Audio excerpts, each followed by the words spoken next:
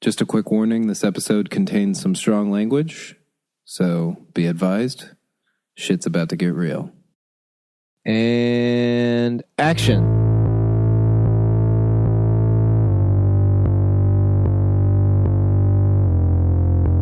An expression. A free film. For no money, for no anything. Half of the battle to make it a good film in the United States. A free film, I say good film, it's a free film. Whether it's good or bad, we don't know. But we'll put a year in for no money, for no anything. Simply because there's an expression that has to be said. Now, we don't have any reverence for this expression. We don't believe it's a church. We have to have a good time, otherwise we die. I mean, how much does this cost? You know, paper to do the hard work, and how much does reels cost? We get it all from the major studios. They help us destroy them. That's the way we work. Because if we make a good film, they will only suffer. And as they suffer, they come and they say, please make films for us. And we say, no, we don't want to make films for you. Hip, hip, hooray. Well, here we are. We've made it to production. The 7 days to come would be among the most difficult of my life, but also the most joyous. The spirit of collaboration was strong, and the camaraderie was a thing to behold. Over the next 2 episodes, we'll cover production exclusively, and they'll be structured a little differently than other episodes. They're primarily comprised of collected interviews and conversations with the cast and some crew, cutting back and forth. A bit more collage-like. You'll really only hear from me within these conversations sometimes, introducing each speaker at first and cutting in to divide the days and give brief explanations of each before letting everyone else take the wheel. This was, after all, a group effort, and no one can speak to it better than the group. Episode 1 is going to cover days 1 through 3 of our 7-day shoot. On day 3, you'll finally find out what all the fuss has been about regarding the undetected problem at our outdoor night shoot. Believe me, you will hear all about it. But let's not jump the gun. You'll get there shortly. Days 1 and 2 were shot completely at my apartment. We covered over 30 pages in those first 2 days. 30. Day 1 centered around the 2 protagonists, Angela and Abel. And as I alluded to last episode, we began in the wee hours of the morning. So, here's co-producer and art director Andrea Tolbert to kick us off. Before the first day, we went to Costco because we wanted to have some type of craft services. And I really wanted people to... that was a really long shoot day. Sent out all the call sheets, had people come in one by one. We're all new people. We're just getting acquainted.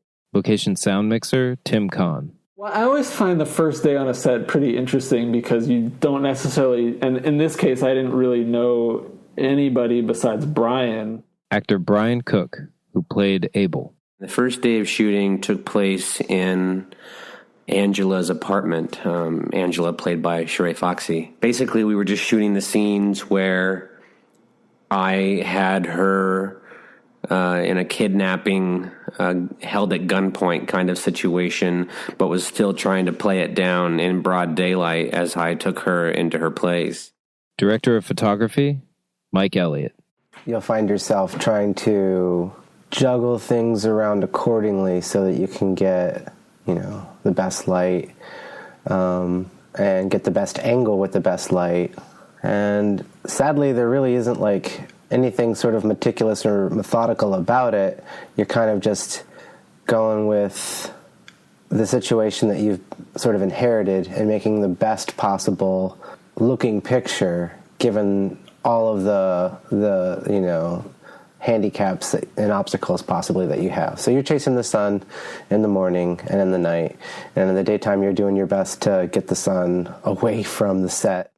Once we moved into the apartment and filmed the scenes with Sheree and I, it was a pretty intense and a long and intense day of my character being in potentially the worst place in his life.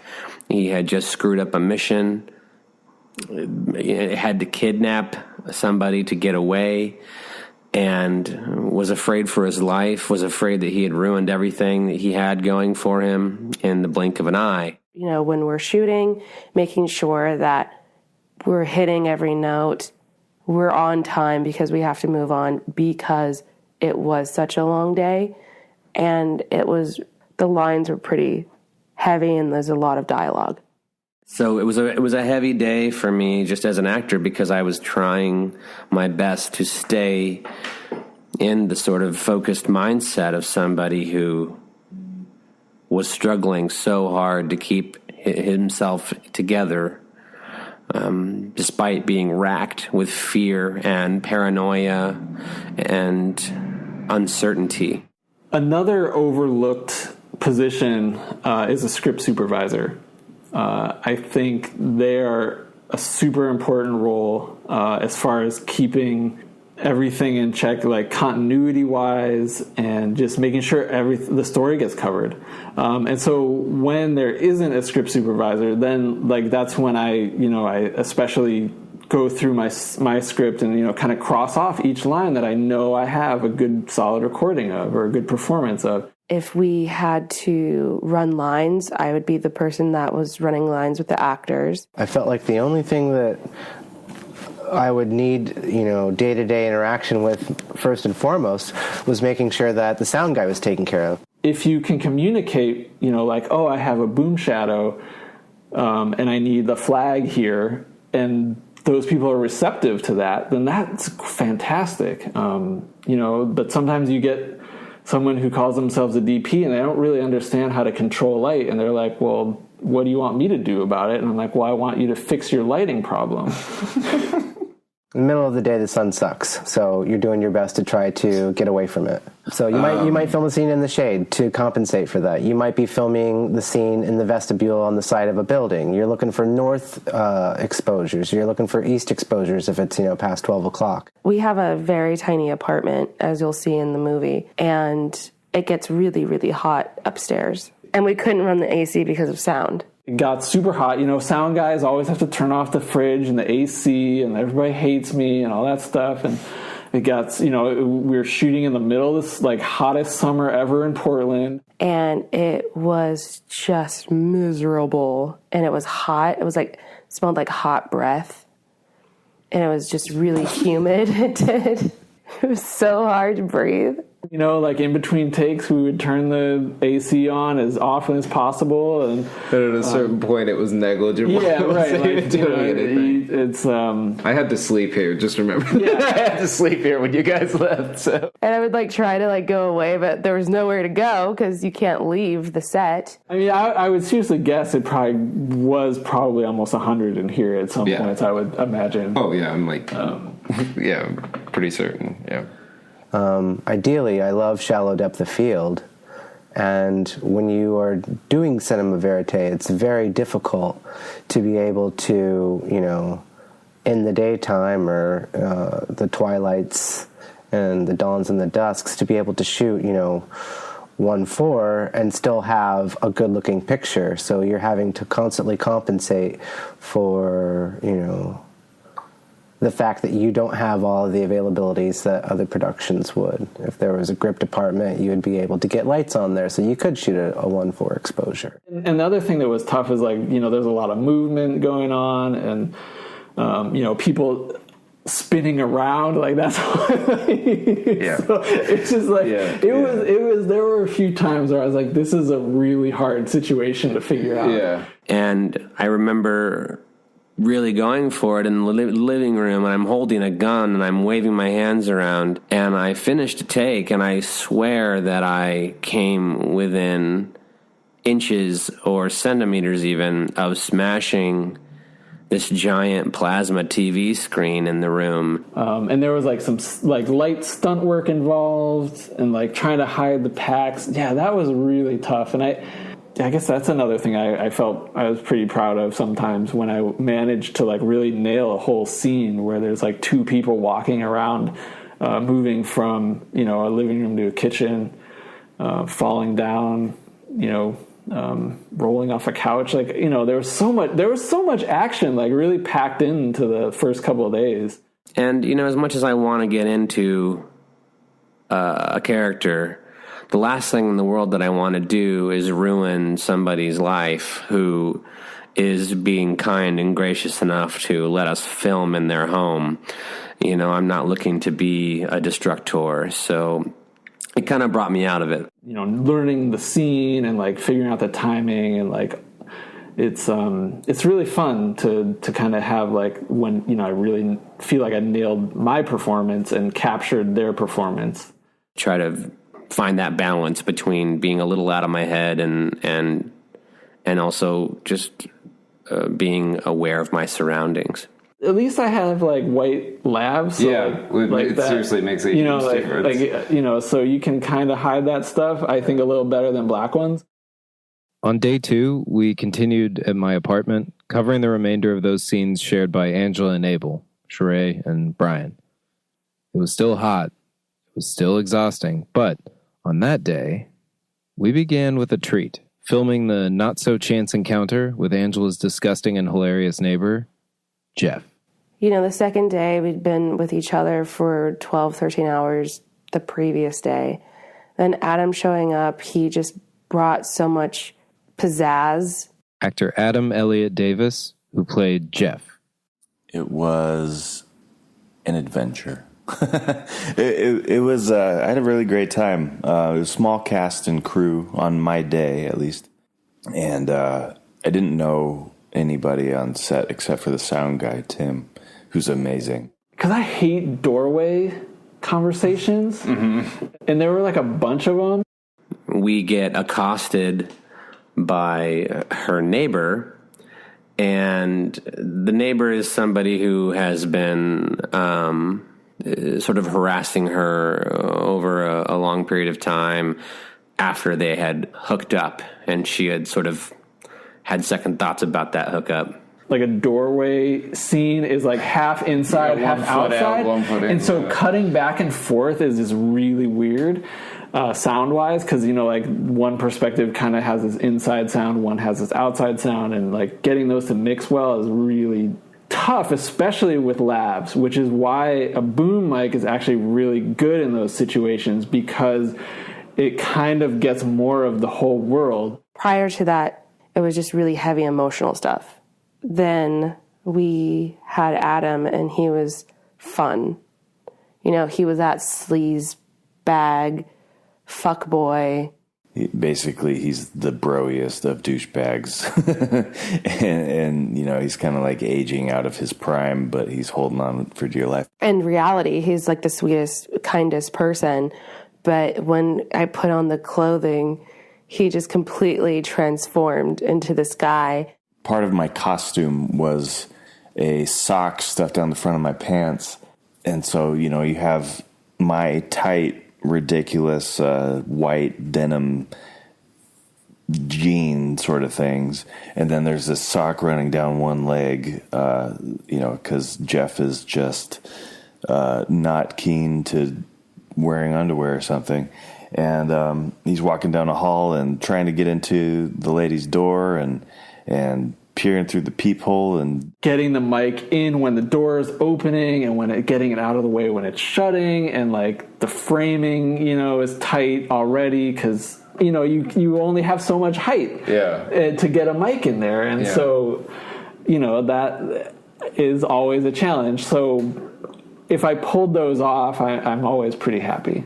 Having fun, creative expansion of the moments so that Jeff turned into this sort of more dynamic dude who's just like the grossest guy. And so it was exciting and interesting and a pleasure to be this weirdo who's, he's always kind of aroused. He's always in a state of pre-arousal. It just kind of developed. His character developed the longer he was in that role. He had a long section of improv that was a real greasy, sleazy kind of character that was extremely difficult for me to prevent myself from laughing. He lacks a filter, so everything that's coming out of his mouth is what is on his mind, even though that mind is not exactly the nicest place to hang out for most people. And I'm somebody who I've always kind of prided myself on being unbreakable in like sketch comedy or in like just a comic scene.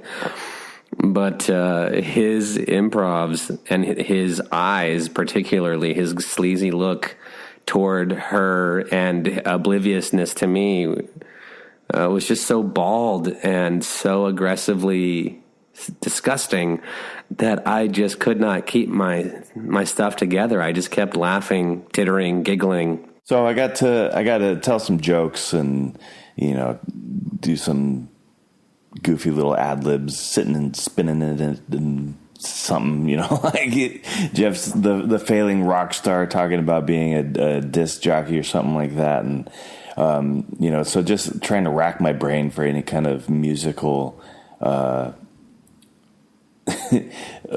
radio terms I can think of, and also figure out a way to make them kind of gnarly and gross. And so, from all of these moments comes Jeff. And he came up with some lines that had the whole production like in stitches. We were just crying, and Mike Elliott would ruin takes because of his snickering and laughing, which was great because everyone else was doing that, but he was just like, shut up, shut the fuck up. But I mean, he was just so good. Adam was just so funny. I really had to not look at him on a number of the takes and just kind of look past him. But eventually we got there, but man, it was extremely funny. It was small, but it was very friendly, and we moved really quickly, and, just had a good casual, it was, pretty laid back, but still efficient and productive day. Working on comedy stuff is always super enjoyable, I think, because it's funny, and I like trying to not laugh and ruin a take and stuff like that. That's always, it's kind of like a weird challenge, I was very fortunate that we all get along on this set, and that everyone was kind of on the same page as far as senses of humor and willingness to play around and experiment and expand upon Jeff, the greaseball that he is. I think Sheree came. We got her ready. Sheree Foxley, who is a champion, and she was a very good sport. And I were, she was the object of my attention, and she was the most of the time unwilling recipient of my advances.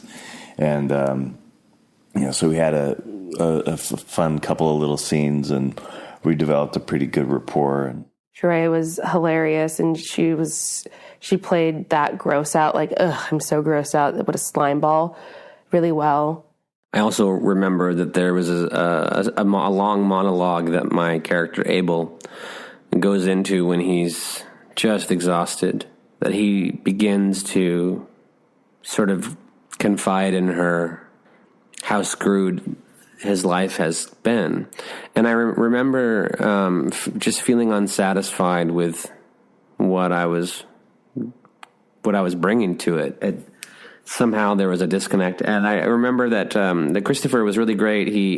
He asked everybody to leave, and we went and talked in private for a bit, and he encouraged me to talk about my most recent long-term relationship and its demise, and to really sort of access the regrets and the pains of seeing that fall apart.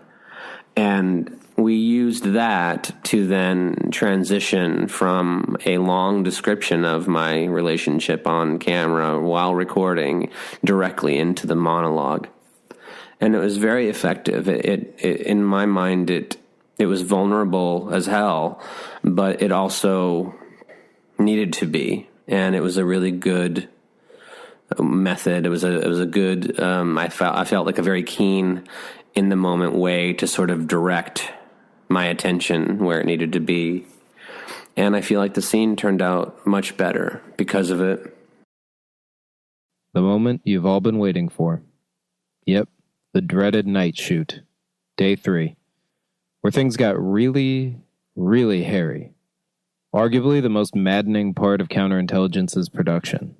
There was definitely some light in there at various intervals in the tunnel, which you'll hear, but what the hell am I explaining it for? This should start day 3 off right. The night shoot. Somebody to stop the damn generator from constantly running on and off on the location that you've scouted numerous times, but never at 2 o'clock in the morning when you would be filming because you like to sleep. I mean, we ended up probably almost tripling a night. You know, that shoot could have been done like in a third of the time, but we had to wait for this. Literally a third. Like that generator, just because we had to sit there and just wait. I added it up to some extent, like rough math. I'm like a dork with data, so I kind of added it up, and I think we ended up losing about 2.5 hours to that thing. Yeah. And that wasn't even our longest shoot, right. But the level of stress when the sun started coming up was the least happy. Yeah. I possibly actually on this podcast a recurring theme is I recorded an audio diary the day after that when I was like I hadn't slept. I was like delirious. My audio diary from the morning after day 3. That really fucked up the night. It didn't completely ruin it. It wasn't the end of the world, and I didn't treat it like that, even though I could tell that other people at times felt like it was the end of the world, but it was a massive setback. Honestly, unless you have a scout that's out there, you know, the entire night that can give you that sort of reconnaissance, you're going to walk into that every time, all the time. And you can't embrace it. Like that is a situation, through this conversation that we've had, you know, I've talked about having to, on the meter of, is this crucial, is this trivial, make the decision, yeah, this is crucial. If we fuck this up, we fuck up the movie. You know, for that scene, it was a very, very, very big scene. It was the gunfight scene. I remember going, we need to figure out a different location, ASAP. The location was behind a brewery, and there was just this cooling system that would kick on like every 11 minutes. I think we started timing it. Yeah, it was like 11 minutes. And then it would be off for 7 or something. And it was just a horrendous sound. And if we had just gone through, the audio would have been like super unusable. I mean, there was just like no way around it. It was incredibly loud and grinding. It didn't even hum. Like a hum would have been sufficient. It was just grinding. And go for an incessant amount of time. And then it would shut off. So we would just shoot as much as we could in the time that was off, and then it would come on and we would wait. And then as soon as it was off again, we would just like run to get as much as we could. On again, off again, on again, off again. It would interrupt takes. It would stifle the actors. It just was so impossible to work around that we waited, and then it would go off after a few minutes, and then we'd kick up again and try. But it became one of those things where we couldn't really get into any kind of groove because we kept getting interrupted by the sound. We would have been fine if we didn't have to stop shooting every other 5 minutes. And that was really frustrating. I just wish we would have known beforehand, but how can you know something like that, I guess? Is this going to be a fucking thing? Yeah, like, is this going to be on for 2 hours? And then it went off, and we were like, oh, thank God. Then it came back on like 10 minutes later. It was like, oh, no, now we know it's going to just keep happening. Yeah. And the window kept narrowing because the temperature kept dropping. Yeah, there was some weird stuff going on for sure. The generator began going at even more frequent rates, so that the downtime in between generator blasts was shorter and shorter. That was pretty awful. That was tough for the morale. I hated when that generator would come on, because then you know you have to stop, and it was just draining. It was frustrating. It was a real drag. I mean, it's nobody's fault. You know, it's just what happens sometimes. And I really appreciate everybody being cool and understanding about doing that, because like I said, like we could have like totally shot that out like in about a third of the time.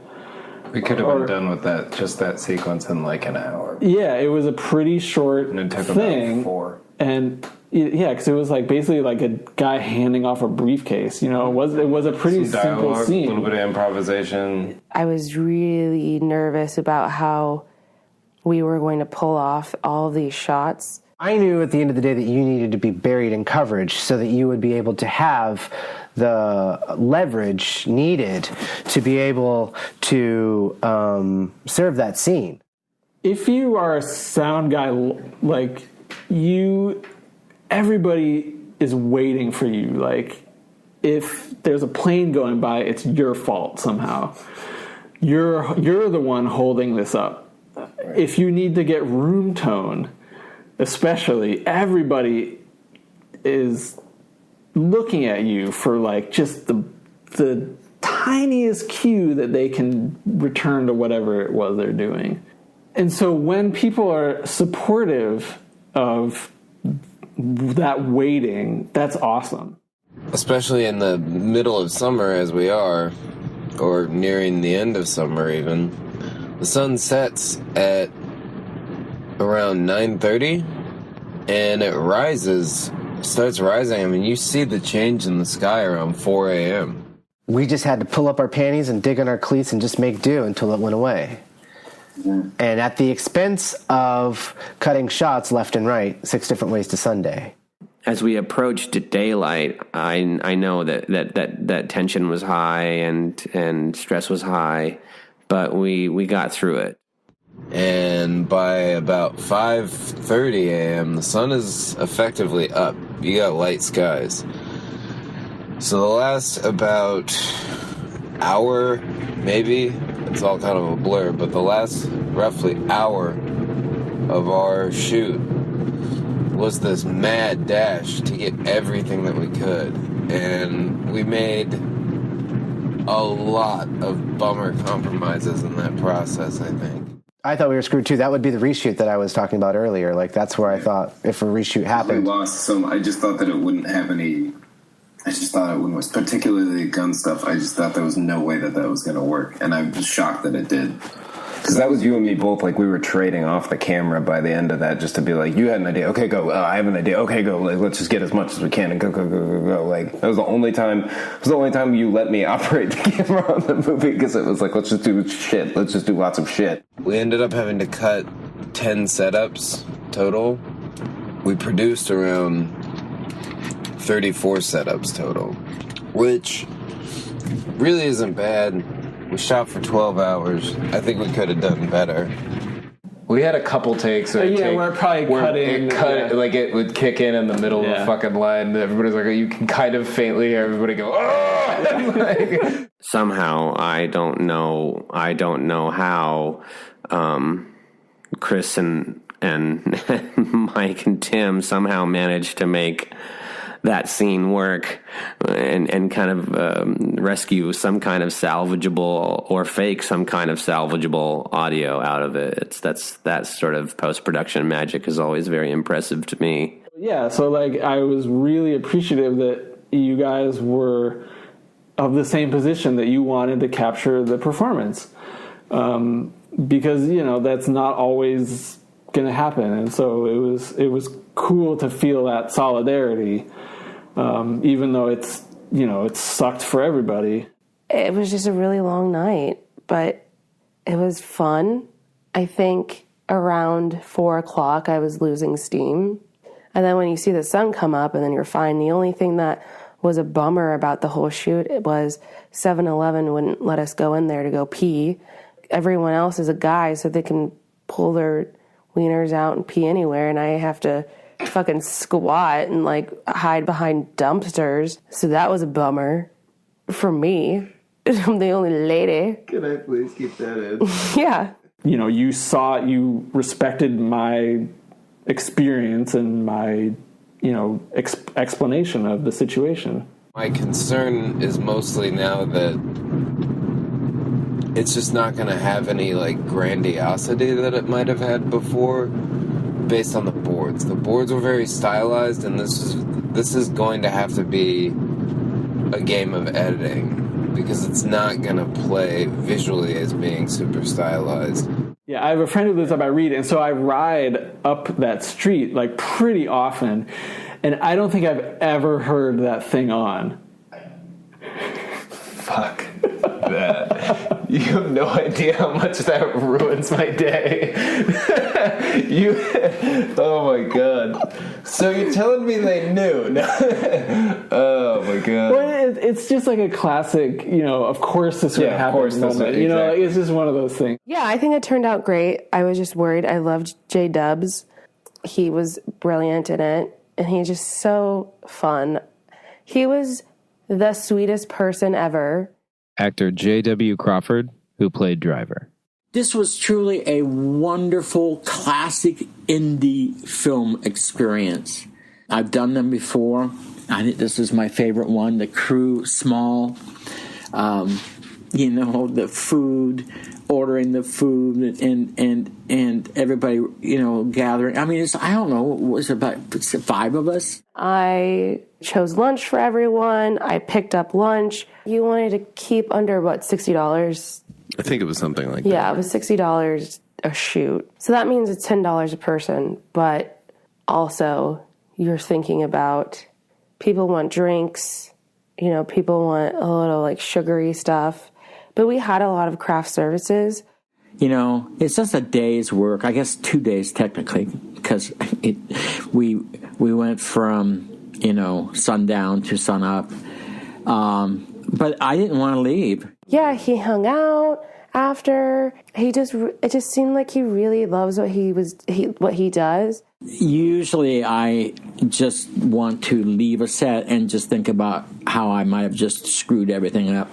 Again, I'm an insecure guy. He could have left after his scene was done because it was hella late. And at that time, I'm pretty sure it was 4:00 in the morning or something bizarre like that. And he stayed around, and he would laugh with us between takes. And the other nice surprise was Driver's costume. We drew. It was not exact. It was not at all what I would have pictured. I pictured a guy in a sort of frumpy brownish suit, kind of disheveled looking, like a second-rate kind of private eye in a Coen Brothers movie or something like that, or like a frumpy cop in a Coen Brothers movie. That's what I expected, but what we ended up getting was this interesting kind of mixed-matched guy that we drew on JW's wardrobe.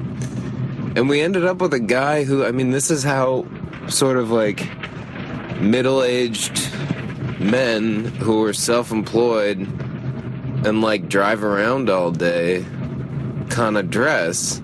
You have a really good scene, and the actors are jiving and vibing on it, and there's this pulse. You let me have that ability to improv, and because of my background, I'll go with it. I didn't, I stayed true to the dialogue, but poor Brian Cook, who played opposite me, he played Abel. Anyway, he was such a good sport because my lines were all kind of, I was I was getting them in there, but they were jumbled and, turned inside out.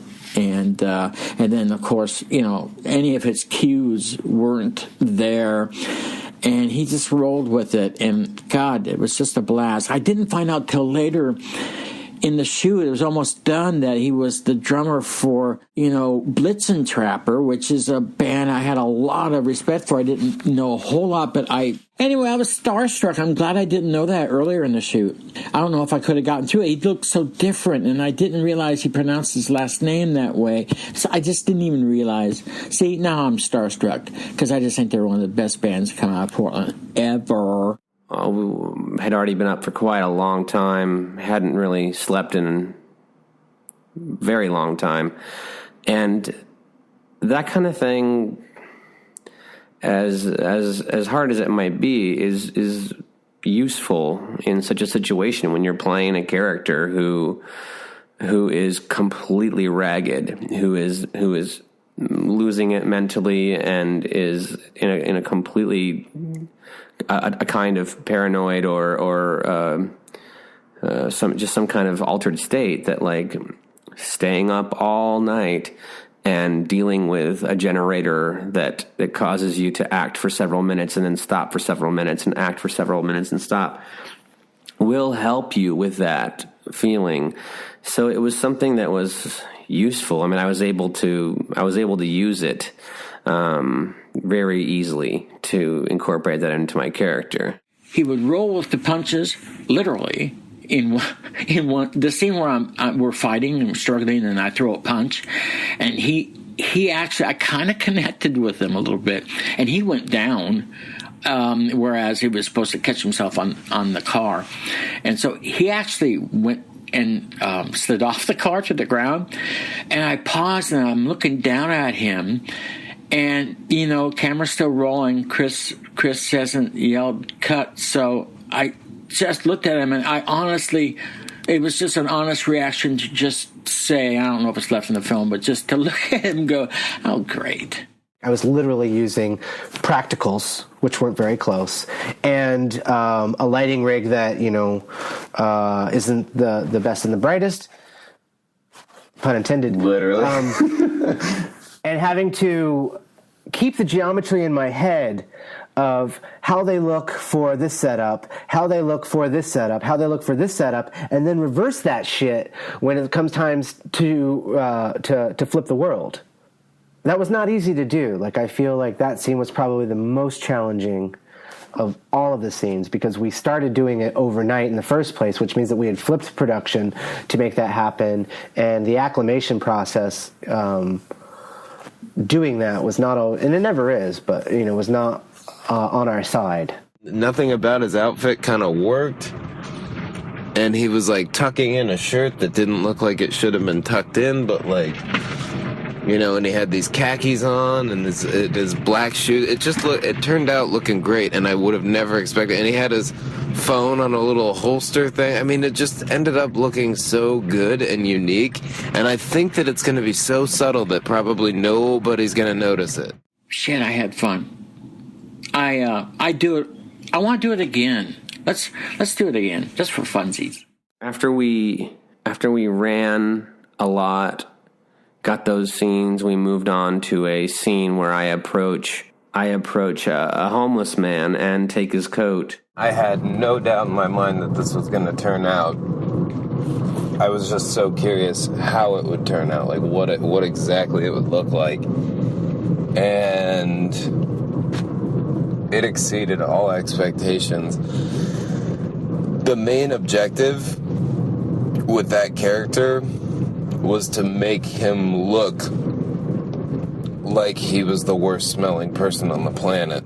And I had coconut oil because I wanted him to look kind of like sheeny and sweaty. I poured it in my hand and I took a scoop of coconut oil and I just like slathered him. When I opened the coconut oil, it was hard. And Rick went in there and dipped his finger in, and his nail popped.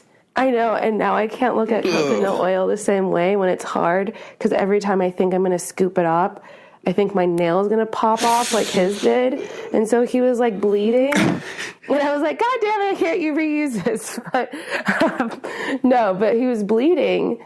And I was really worried. I was like, oh my God, are you okay? You're bleeding. And he just has a huge smile. I was like, I'm okay, no worries. Like, don't worry about it. I'm fine. And I'm like, dude, your whole fingernail like popped off.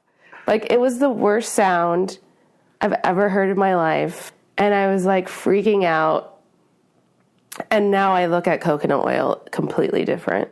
And Dre succeeded admirably in creating the most just disgusting looking jacket, particularly, that you've ever seen. Vomit profusely as I put it on. I bought Ritz crackers and I bought chicken broth because I wanted it to be see-through, but you know, like with bile and stomach, it's always a little bit discolored. It's not clear. I just didn't want to get water and crackers because that would be like, oh, you just have water and crackers. I have to say, similarly, I used the disgustingness of the concoction that was in my mouth. Just like a sprinkle of oatmeal. And then I used like a garbage bag and I like cooked it up before our scene. 6 o'clock in the morning. We've been up since, I think we were up for like 30 hours that day. And I just like bunched it up, and then the crackers disintegrated into this chicken broth. And it did not smell good. It didn't smell terrible, but it would be nothing I would want to put in my mouth at 6 o'clock in the morning. You know, like that wouldn't be my ideal.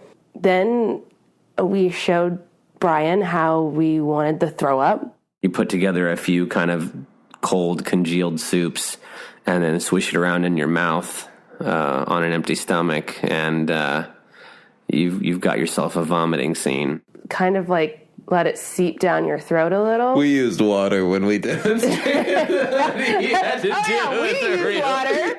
We used water. It wasn't hard to simulate vomiting. But he was a champ about it. Totally. Like, he was really, he's like, it's not terrible. Like, it wasn't until take like 10 or something that it was like, I think I'm actually going to be. Shit. Yeah. And it's a pretty glorious vomiting scene, if I have to say so myself. And it totally worked. It totally worked. And it's going to carry the jokes in the movie. We laughed so much and we had so much fun. We were crying during those scenes. We kept on losing our shit. And then after that, I was able to get home and get some much needed rest.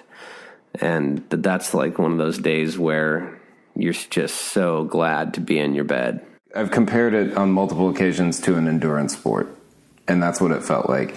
Down to shooting the night shoot when we kept having to take breaks, and I didn't want anybody to be pissed off, so I just started jogging around the parking lot so I could keep my own energy up. Right. Like, it did, like, I felt like I was training for it regularly, mentally and physically. Yeah. You really feel like you've earned your sleep. That was a crazy night. I think we did a really good job. And the whole thing feels so surreal and dreamlike.